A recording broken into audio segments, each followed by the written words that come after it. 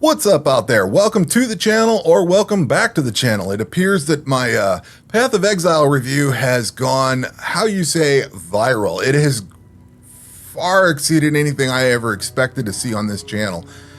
I think it's sitting at like 26,000 views. Like, it is a humbling number of views with a massive number of comments and a lot of appreciation for it. I thank you everybody for watching it. Thank you everybody for enjoying it. I'm happy to have been a part of that, because it was something to see all that coming in. I woke up in the middle of the night, like the day after the night I had posted it, and I kept seeing a little red light for comments, and I swipe it off, and then like a few seconds later it'd pop back up and I'd swipe it off again. Like I was, it's the middle of the night, I'm just trying to go back to sleep or whatever, and it just kept coming up, so I just left it up. And then I looked in the next day and it had thousands of views, and I was like, oh my God. And it just kept going. The video just took on a life of its own. I think I've got all the comments addressed, and this video here is basically a follow-up to that, because it had such an overwhelming response that there was a few things that were common, and I wanted to address them in this video, so that's where we are. So the first thing that came up is stash tabs, and all of the stash tabs that I purchased were on the last sale. If you are watching this and you have no idea what I'm talking about, these stash tabs you have to purchase, and you do get like a basic set of stash tabs, but they do a sale every 3 weeks is pretty much what I'm told. And I'm expecting one, I guess, tomorrow when the Exile Con comes out. I hope there's going to be one. I would presume there would be. I mean, it's their big show, so I would hope they have a sale going on. If they don't, whatever, I'll wait till the next one. But the stash tabs that I initially bought, I actually bought the $30 Lithomancer pack, and I should have bought the $60 one. So what I did is I bought the $30 Lithomancer pack, bought a few tabs, and then started getting some other items and thought, well, okay, the sale was still on, so I bought the $20, whatever this red, whatever that blood thing, there was like a $20 blood pack or something like that. I bought that, and then I bought a $10 pack of coins. There just wasn't, I should have just upgraded to the next Lithomancer pack. Hindsight and all that, but whatever, it doesn't matter. So I've spent 60 bucks. The first round I bought, I watched several different videos of what other people recommended for tabs, and it basically consisted of stuff like the money tab, the gem tab, maybe a quad tab for trading. I think the maps tab was one that was in there, and that might have been the first few I bought. And then I think I had enough to upgrade four of the 5 tabs from basic to premium. So that's what I did on the first round. Then I played for another day or so, and I started getting some other stuff like these essence and divination stuff. And basically that's what drove me to buy the tabs, is because once I started collecting the items, I thought, you know what, I might as well just go ahead and grab these tabs.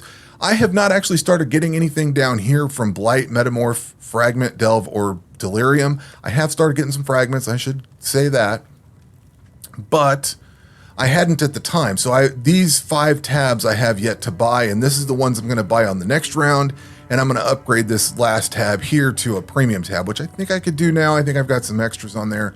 But anyway, these are the ones that I've bought, basically these here, and then upgraded these 4 and set these to just start catching stuff. Now, unfortunately, they don't have a jewelry filter. I've just been kind of throwing crap in here for if I do another build or whatever.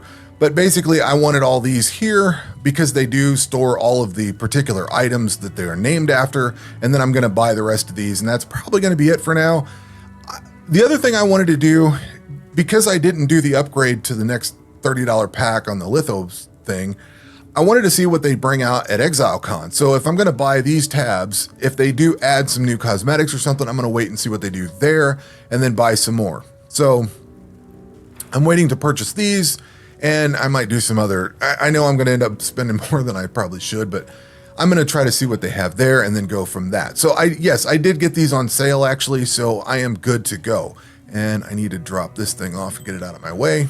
So that was the stash tabs. A lot of people mentioned that, and I thought I had said something in the video about that, but maybe I had done all this after I wrote the script for the video. I can't remember. The timeline gets all messed up because I did play this a lot, write up my script, and then I think I played some more and then recorded the video, so it just kind of got a lot of whack. So anyway, stash tabs were purchased on a sale weekend, and I am waiting for the next sale. The next thing that came up, somebody was asking me if I do any streaming. I do not stream right now. I do want to stream. The problem that I'm running into is a lot of weird artifacting on the streaming side. Like, I'm going to probably be streaming here on YouTube. I was debating early on between Twitch and YouTube, and I think I like the option of streaming on YouTube so that the video is just right there. I don't have to download anything and re-upload it and do all that. It's just right there. I can throw it in a folder, say, here it is. So it's probably going to be on YouTube. I don't know when. I don't have an ETA. I'm having some technical difficulties that I cannot get solved. And the quality is terrible. And if I play a game like this, it is extremely noticeable in these dark areas. They get really nasty looking. I was looking at doing maybe Hunt Showdown or something at one point, and it just looked horrendous. And especially with the motion and stuff. And I've messed with a lot of different settings. I think some of the settings are in OBS that I really need to set.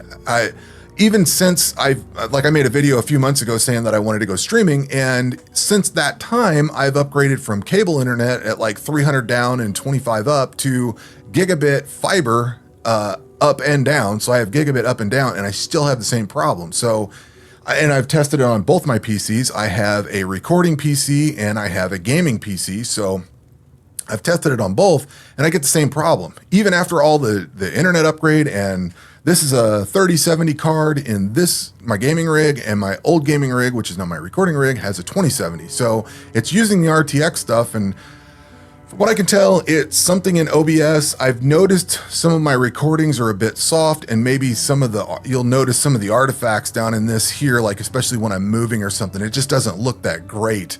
So that gets really compounded when you stream, and it looks terrible. But long story short, I do want to get streaming, and I really want to get it done, but I've been having issues, so I just kind of shelved it for the time being because I wasn't really sure where the exact issue is, but the more I look at it, the more I'm starting to find it, I think. So anyway, that was that. Another thing I brought up in the video, and I couldn't find it, I really wanted to go find this area, but Lunaris and the thing down here, this is the level that I really thought looked a lot like Diablo. This one reminded me a lot of Diablo. Let me bring the audio up here.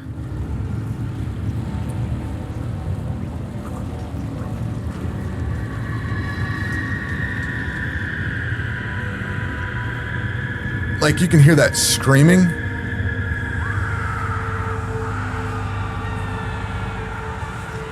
And if you look here at all the blood, like somebody's getting tortured. You know what I mean? Like, this level, when I hit this level, I was so happy. Not because somebody's getting tortured, but because that level right there, that was one of the ones that really took me down the Diablo lane. I mean, I'm like, man, this is modern Diablo right there. That's what Diablo 4 should be doing. I went to the wrong town. It doesn't matter, I guess. We can go in here. So this character here is actually a League character. I'm on Crucible League right now. So if we come up here, I am level 46. I've been cranking along on this. I hit Act 5 last night, so I just got into Act 5. And this is going much quicker than my original gameplay through, but I've been skipping all of the dialogue. I've not been going and reading any of the stuff in the levels that you find, all the little books and everything. So it's been going along a lot quicker. I am doing a ranged build here, and I'm focused on, so this was really easy. I got some unique items, so I've got some good unique gear here, or some decent at least. And I'm running, let's see, a lot of people commented that I didn't have my dash set, which I thought I did in the video, but at some point I figured out that I needed a dash, and I found one on a skill gem somewhere on my witch character in standard mode. And now I finally have that over here. And I'm using split arrow for my main attack, and then shrapnel ballistas and caustic arrow. What I'm doing right now is basically testing out different skills. And I've tried a bunch of different stuff. I'm having a blast right now, just going into the jewels, seeing what they do, seeing the ones that I like, seeing the ones that I don't like, and just trying to filter through some of it and learning how the different attacks work. Like, there's the split arrow that I'm using now just fires off, and I've got it tied up with a, I guess I should have just left this open. I've got it tied up with a greater volley support and a vicious projectile support. So it splits off into a bunch of huge chunks and everything. So it's pretty nice for dealing with crowds. And then this ballista, I am loving this ballista. I tied it, I keep closing this thing off. I tied the ballista into, which one was it? This here. Shrapnel ballista, combustion support, and maim support. And it's pretty nice right now. But, you know, it's still through the campaign, and I realized that once you hit in-game, it changes a lot, and I think a lot of people said that the main campaign is kind of not even a minor chunk of the rest of the game. So I'm really pushing hard on this. I don't know when this league is going to end. I wanted to get as much into it as I could and check it out. Once again, I keep closing that. But I have been tinkering around with the Crucible stuff and checking that out. I did get into I think I was watching the developer video for this when it released for this season, or this league. And one of the things they said was that you could quickly get out of hand if you charge it too far. I charged one all the way up and I couldn't even damage anything. So that was an experience trying to get away from that. The other experience that I had, I guess we need to teleport somewhere real quick. This was hilarious. I had no idea what was going on. And there's a gladiator area in Act 4. I think it's, where is that? It's, the Grand Arena.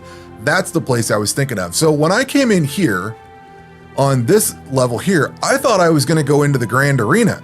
So I jumped into, the Sarn Arena, thinking that's what it was. I thought, oh, this looks familiar. I go in here and I go charging in, and I didn't know what I was getting into.